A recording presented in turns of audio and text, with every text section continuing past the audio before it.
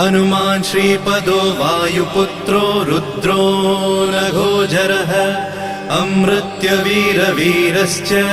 ग्रामवासो जनाश्रयः धनदो निर्गुणः शूरो वीरो निधिपतिर्मुनिः पिङ्गाक्षो वरदो वाग्मी सीता शोकविनाशकः शिवः शर्वः व्यक्तो व्यक्तो धराधरः पिङ्गकेशः पिङ्गरोमा श्रुतिगम्यः सनातनः अनादिर्भगवान् देवो विश्वहेतुर्जनाश्रयः